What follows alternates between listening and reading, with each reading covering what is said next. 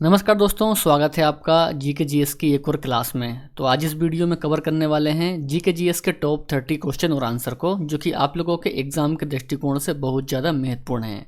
तो मेरी आपसे रिक्वेस्ट है कि आप लोग इस वीडियो को बिल्कुल भी स्किप ना करें। शुरुआत करते हैं आज के पहले क्वेश्चन के साथ।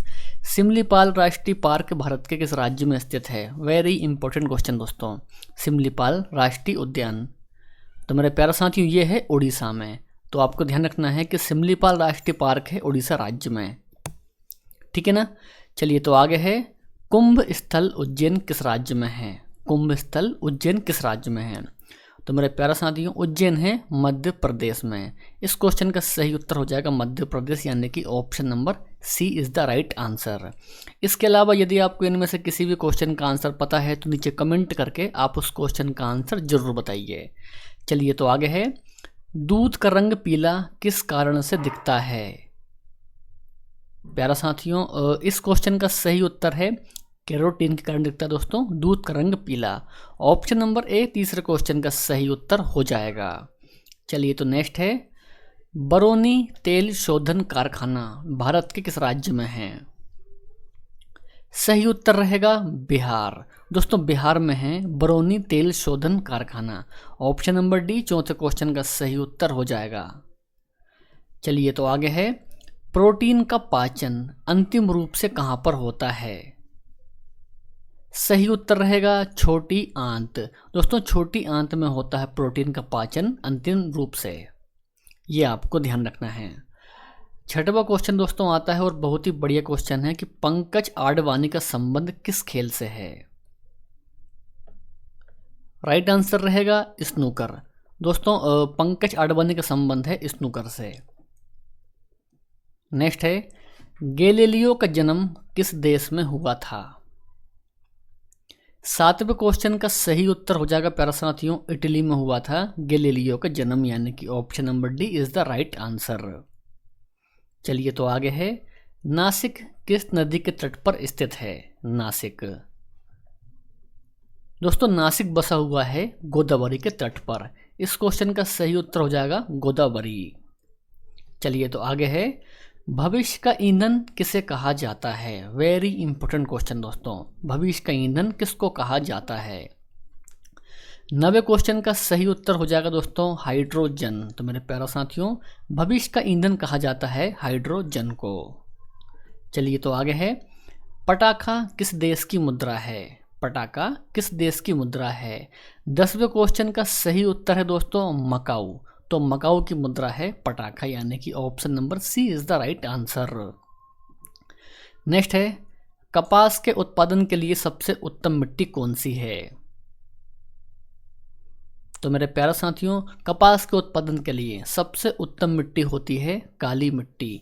इस क्वेश्चन का सही उत्तर है काली मिट्टी। श्रीलंका में घास के मैदान को किस नाम से जाना जाता है? श्रीलंका में घास के मैदान को। 12वें क्वेश्चन का सही उत्तर हो जाएगा दोस्तों पटाना के नाम से, ठीक है ना। इस क्वेश्चन का सही उत्तर है ऑप्शन नंबर सी।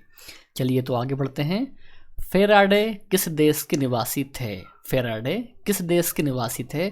सही उत्तर इस क्वेश्चन का हो जाएगा इंग्लैंड के निवासी थे फेराडे। अगला क्वेश्चन दोस्तों समुद्री जलयान की चाल की मापन किस इकाई में की जाती है? वेरी इंपॉर्टेंट क्वेश्चन दोस्तों।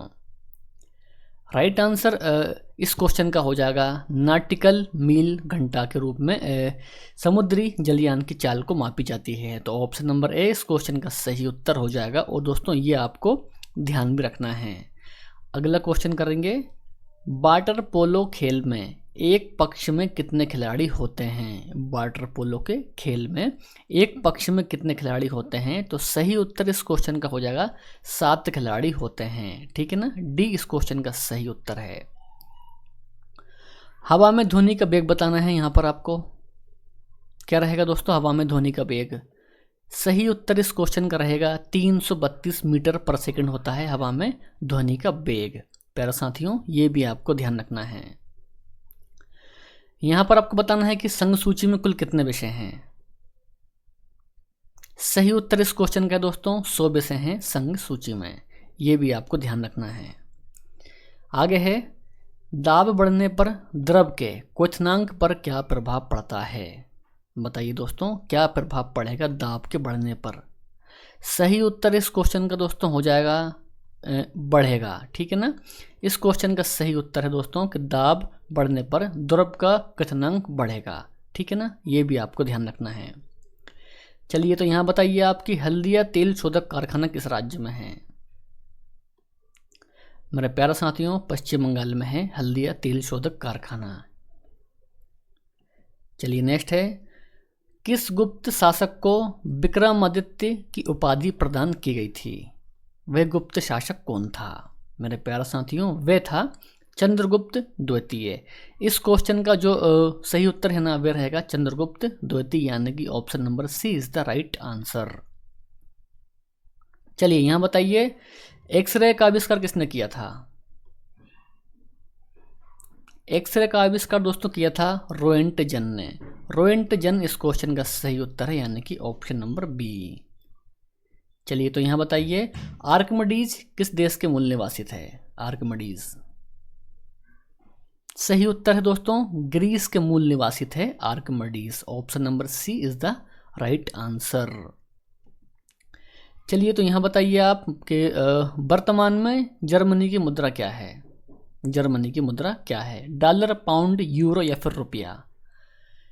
सही उत्तर इस क्वेश्चन दोस्तों रहेगा यूरो है वर्तमान में जर्मनी की मुद्रा। ऑप्शन नंबर सी इस क्वेश्चन का एकदम सही और सटीक उत्तर रहेगा। यूएनओ में भारत की ओर से प्रथम महिला अध्यक्ष कौन बनी थी? प्यारा साथियों, विजया लक्ष्मी पंडित। विजया लक्ष्मी दोस्तों पंडित बनी थी यूएनओ में भारत की ओर से प्रथम महिला अध्यक्ष। ऑप्शन नंबर ए इस क्वेश्चन का सही उत्तर हो जाएगा। चलिए, तो यहाँ बताइए कि राज्य सूची में कुल कितने विषय हैं? मेरे प्यारे साथियों, 61 विषय हैं राज्य सूची में। ऑप्शन नंबर 20 सही उत्तर रहेगा इस क्वेश्चन का। नेक्स्ट है, कोशिका का विभाजन कुल कितने प्रकार से होता है? तो मेरे प्यारे साथियों, यहाँ पर आपको ध्यान रखना है, कुल 3 प्रकार से होता है कोशिका का विभाजन। तो ऑप्शन नंबर बी इस क्वेश्चन का सही उत्तर हो जाएगा कि 3 प्रकार से होगा कोशिका का विभाजन। नेक्स्ट है, बुलंद दरवाजा का निर्माण किसने करवाया था? शाहजहां, जहांगीर, औरंगजेब या फिर अकबर? तो मेरे प्यारे साथियों, अकबर के द्वारा करवाया गया था बुलंद दरवाजे का निर्माण, जो कि उत्तरपुर के फतेहपुर सीकरी में स्थित है।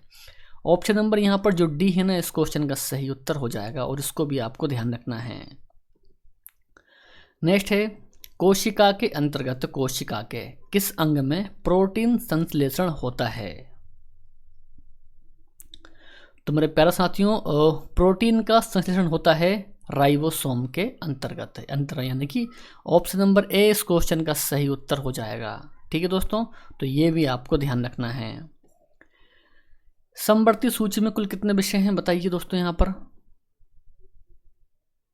सही उत्तर रहेगा कुल 52 विषय हैं समवर्ती सूची में।